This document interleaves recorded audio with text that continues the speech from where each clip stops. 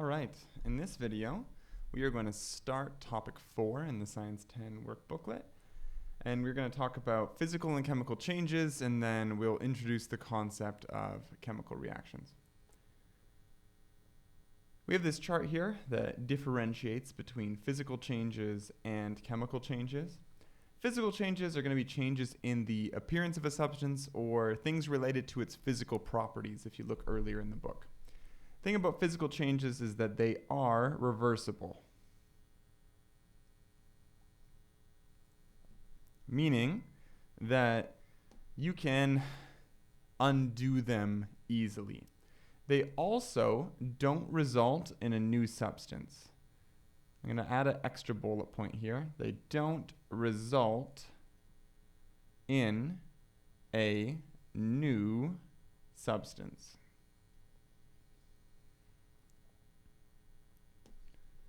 There's a couple examples here. Ice melting, crumpling up a piece of paper. If I take a piece of paper and I fold it in half, I haven't changed that piece of paper into any sort of new substance. It's still paper. If I take a cup of water and I put it in the freezer, then it will turn into ice, but I can easily melt it. And also I haven't lost those water molecules. It's still water. Chemical changes are changes that result in the production of a new substance. It's already bolded here, but we'll highlight it anyway. And these are irreversible. They're very hard to reverse, to undo. For example, if you cook an egg, if you break open an egg, put it in a frying pan, the cooked egg cannot be turned back into a raw egg. It is an irreversible chemical change to the different chemicals that make up that egg. When you digest food, you change it into a different substance, and you harness energy from that reaction that takes place. If I set wood on fire, I cannot easily grab the carbon dioxide and the ash that's left over and the water vapor that's given off and form it back into a piece of wood. A chemical change occurs when two substances react to create a new substance. The new substance is called a product. I'll be using the color purple for products. The substances that react are called the reactants. And I'll be using the color red for reactants, simply because product starts with a P and so does purple, and reactant starts with an R and so does red.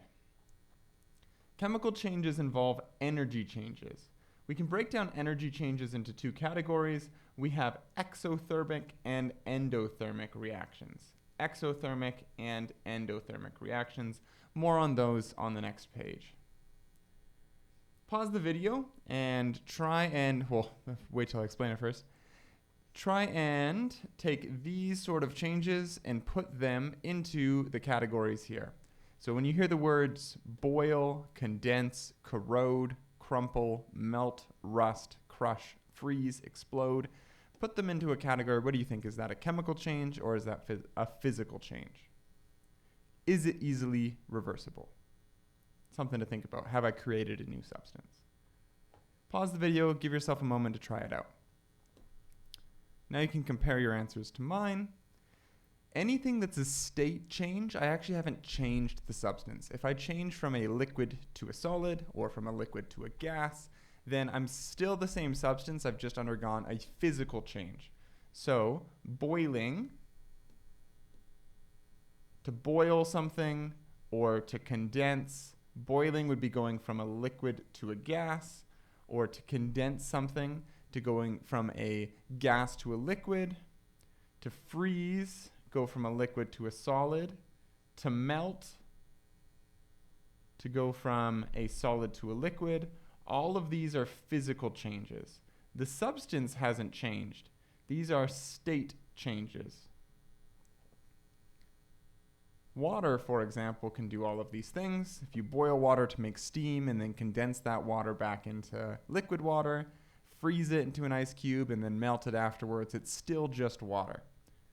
Those are all examples of physical changes. If I crumple up a piece of paper, it's still a piece of paper. That's also going to be a physical change. Or if I crush something into a powder, This one is interesting because you might think, well, if I crush up something, it's hard to put it back together, but I actually haven't changed the substance. So if I take ice and I crush it, I've broken that piece of ice into smaller pieces of ice, but I haven't changed that substance into a new substance. It's still chemically H2O. So it's a physical change. Chemical changes will involve something that's really hard to reverse because we've created new substances. Corrosion and rusting are both examples of metal breaking down, turning into a new substance. So to corrode or to rust, these are reactions that often happen where a metal reacts with oxygen or an acid, and then it starts to break down. An explosion is another example of a reaction, just like a combustion. If I explode something, I have turned my substance, my explosive substance, by reacting it into something else, and that's released a bunch of energy. These energy changes are going to be on our next page here. In all chemical reactions, there's a change in energy. There are two types of energy changes. We have exothermic changes and endothermic changes. In exothermic changes, energy is released, or it's given off. Think exo, the word exo means on the outer or outside. Thermic refers to heat or temperature. So the heat or the temperature leaves, it exits. You can think exit, outside or exit. If you are a fan of insects or crustaceans, they have an exoskeleton that's on the outside of their body. Exothermic reactions, the energy is released. It leaves the reaction system. Examples of these would be combustion. A substance reacts rapidly with oxygen to produce new products and heat energy. Really what makes it exothermic is not that it produces new products. All reactions do that. What makes it exothermic is that you are producing heat energy. Oxidation is very similar. A substance reacts slowly with oxygen to produce new products and heat energy. Really the difference between these two is how fast they react with oxygen. This is a rapid reaction with oxygen. This is a slow reaction with oxygen. But what I want you to focus on here is that energy is on this end side of the reaction. We would say here that energy is on the product side. Energy is a product of this reaction.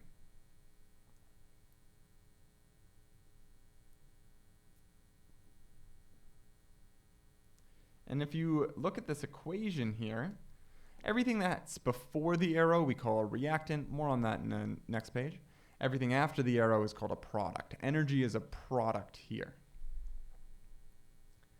Endothermic, opposite of exothermic. The word endo, the prefix endo, means within. Instead of releasing heat, energy is absorbed. Energy is absorbed in this process. An example of an endothermic reaction is photosynthesis. It's a process that captures the sun's light and allows the plant to use this energy to make sugar molecules. There seems to be a typo in this sentence here. What I want you to focus on here is that energy is a reactant. Energy is on the reactant side. So energy is required. So instead of giving off energy for this chemical reaction, we need to supply energy for this reaction to go forward. They have a cold pack here.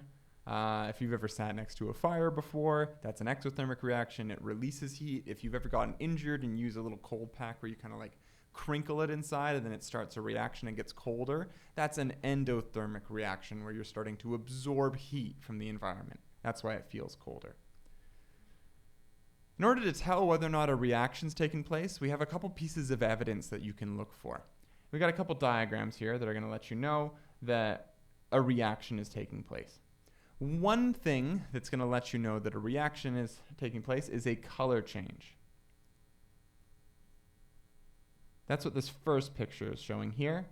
Imagine that we had a beaker of clear liquid, and then we added another clear liquid to it, and now we've got this pink precipitate forming in this solution.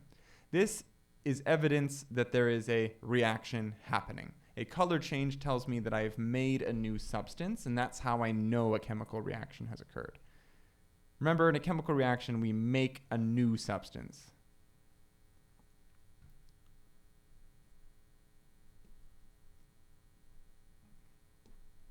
In this next picture here, we're also making a new substance, but the new substance doesn't necessarily have a color, but it has a change in state. This is evidence of a reaction because we have bubbling. What's actually happened in this beaker? This beaker is full of a type of acid, and we are putting a piece of metal in there. You'll remember from the last lesson that acids and metals react to produce hydrogen gas. The bubbling here is the evidence of a new substance being made. So I'm just going to say bubbles form.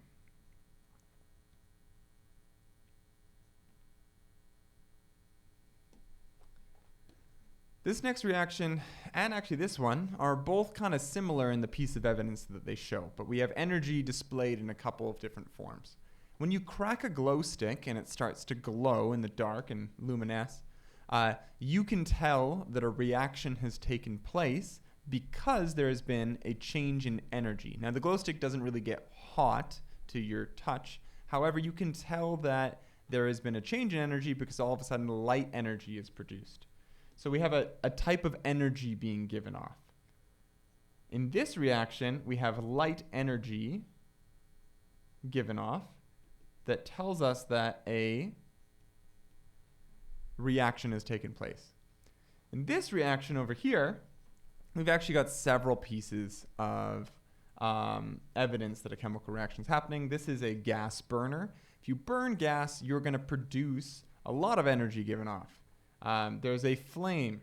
This is lots of heat and light energy given off.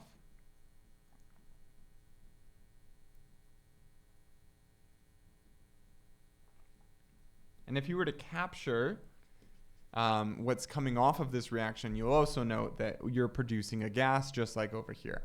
Depending on what you used for fuel, it might have been a gas to start with, but then if you were burning something like a liquid fuel, you would still be producing a gas. So not only are you giving off heat and light energy, but you can actually capture the fact that there's also a new substance being made. Finally, this is a little bit of a color change. I mean, you can see that there's a difference between the clear liquid and this white crystal that's forming, but this is called the formation of a precipitate. So we're going to write here that a precipitate forms. A precipitate is going to be a compound that forms out of the solution that is no longer soluble in the solution. If you hear the word precipitation, you might think of the Weather Channel and like rain or snow or sleet. And it's similar contexts. Precipitation, when we think about the weather, is the water leaving the solution of the atmosphere and starting to fall down to the earth as liquid water. A precipitation in this chemical sense here is that we have a compound that's insoluble in water that crashes out of solution. So a precipitate forms, I'm just going to put in brackets here, the precipitate is a insoluble solid. I don't need that bracket there actually, just put it in red. A precipitate is an insoluble solid. So the word insoluble means it doesn't dissolve, or at least not very easily. So in this eyedropper here, we have a clear liquid, clear solution rather, and in this test tube, we have a clear solution. But when you mix these two clear solutions, because of what's dissolved in them, they end up creating an insoluble solid, a precipitate, and that's evidence that a reaction has occurred. All right, let's keep going. Law of conservation of mass. In the year 1789, Antoine Lavoisier stated that the total mass of a reaction system never changes. In a closed system, the total mass of the products equals the total mass of the reactants. What that means is you're not destroying any matter. Instead, you're just changing it. The law of conservation of mass, just to summarize that, the mass of the reactants, so the stuff that you had at the start of a reaction, must equal the mass of the products. So whatever you had, however much mass, whatever elements you had at the start of the reaction, you must also have at the end of the reaction. However, you might have changed, well, if it's a reaction, you will have changed the chemical combination. Same elements, rearranged though. In a chemical reaction, matter is not created or destroyed. So if you started with 323 grams of reactants, you end up with 323 grams of products. The amount of reactant must be the same as the amount of product. This is a little picture of that. Imagine we have a flask here, and we have a test tube inside the flask. On the bottom of the flask, we have a sodium sulfate solution. In the test tube, we have a calcium chloride solution. If you allow the solutions to mix by turning the flask over, but you keep it sealed so that you didn't lose anything on the inside, you're going to have a reaction take place where you'll form a precipitate at the bottom of the flask. So you have changed the way that those atoms are arranged. However, you haven't created or destroyed any of those atoms. So the overall mass on this scale is the same from the reactants to the products. Right here is the reactant side.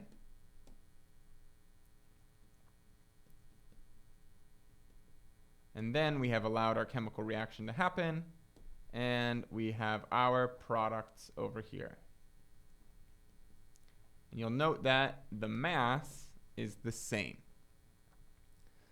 So when we write out chemical equations, we must balance the number of atoms on each side by using something called a coefficient. The reason we balance them is because we haven't lost any of those atoms. They haven't been created. They haven't been destroyed. We've just rearranged how they're organized. Which will bring us to our intro to chemical equations, which I will cover in our next lesson.